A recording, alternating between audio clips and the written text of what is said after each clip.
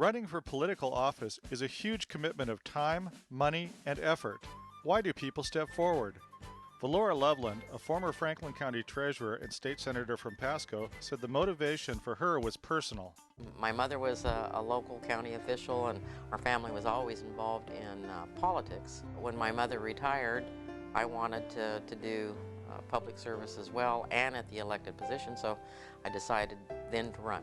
It was her experience as county treasurer that led Valora Loveland to run for the state legislature. The state had changed the law that required counties to take prisoners who had sentences of a year or less. It used to be 6 months or less, and all of a sudden our jails were full and my county was going broke. We had a constitutional requirement that we balance the budget, and we were $400,000 short, and that may not sound like very much, but to a small county like ours, we were just beside ourselves. And of course I was involved in trying to balance the budgets as the county treasurer and working with the commissioners, and I was furious with the legislature to continue to push things back to the local government to pay for, and I thought, I'm going to run for the legislature. Candidates formally start the process by filing for office the first week of June. For federal and statewide offices and legislative districts that cross county lines, filing happens at the Secretary of State's office. For local offices, candidates file at the county auditor's office. A filing fee must be paid depending upon the salary of the office sought. For unpaid or low-paid offices, the fee is nominal.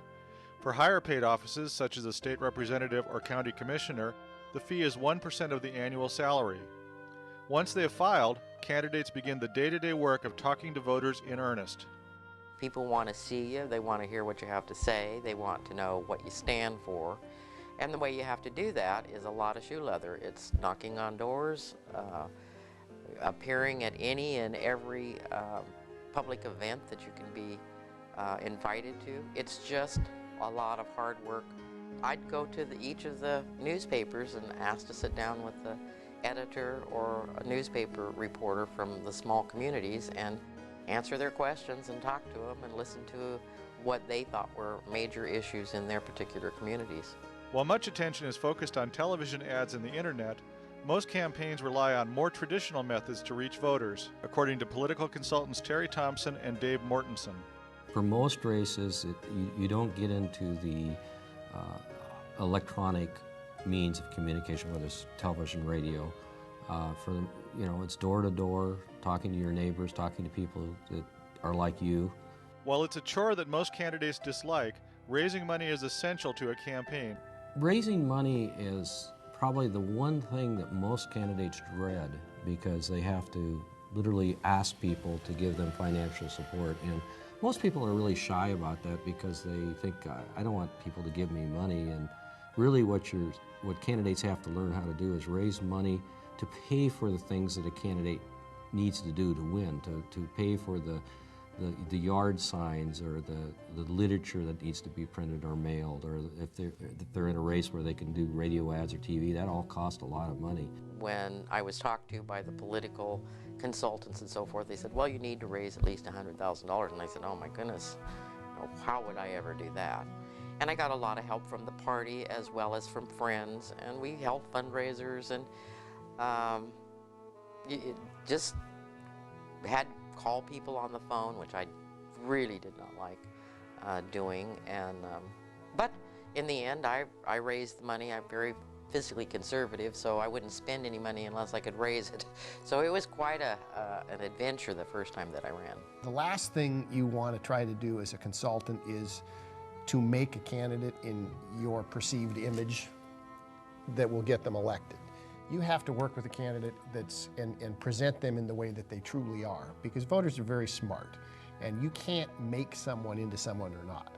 Understand that probably there's going to be things that are said that aren't accurate about you, but you should be true to yourself. Get out and work very hard. Extend your hand. Listen more than tell. I learned more on campaigns by listening to what people told me were of concern to them than I ever did thinking that I could tell them, if I were elected, what I would do for them. When you talk to a voter, if you don't understand the subject or of the question you're asked, ask them.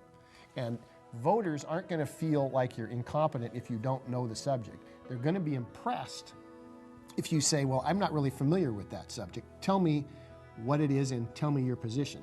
That's what voters are looking for, not someone that's going to have all the answers. If you want to be in politics, local, state, or national, you definitely have to have thick skin, and you have to know that you're doing the right thing and can withstand the kinds of barrages that you do get.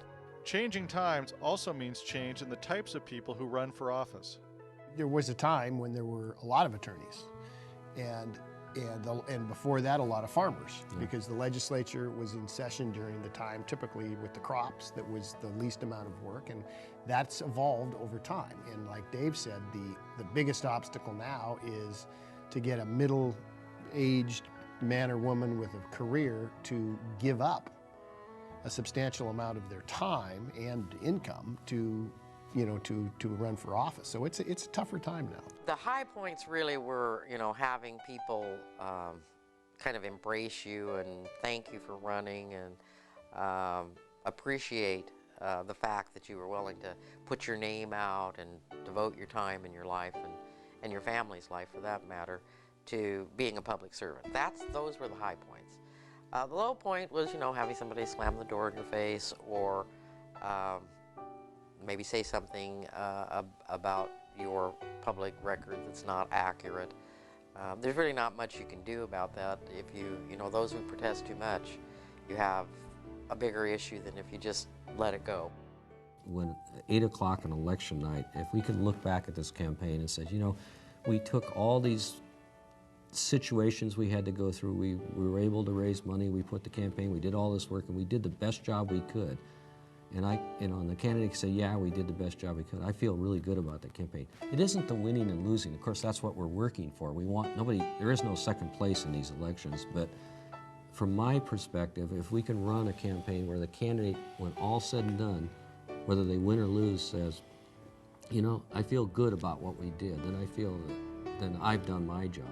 And that's what really motivates me. Well, and I think just the whole notion in politics gets a bad rap often about the negativity and the things involved. But I have a great deal of respect to anybody that runs for office, Democrat or Republican. I've yet to see someone who really got into the process with sinister motives. These people really do care about having an impact on public policy, and they work hard, and they spend a great deal of time doing it. Debate and arguing about where we should take the city, state, county, whatever the level is, and having two people sit down and hash it out and argue and present their ideas to the voters, and all of that vigorous debate, as heated as it can get sometimes, is something we should celebrate. This is a democracy. Other countries don't do it this way. You can't complain if you're not willing to go in and try to make change. For more information on running for office and state elections, visit vote.wa.gov. For more of How Does It Work, a Washington Citizens Guide, visit tvw.org.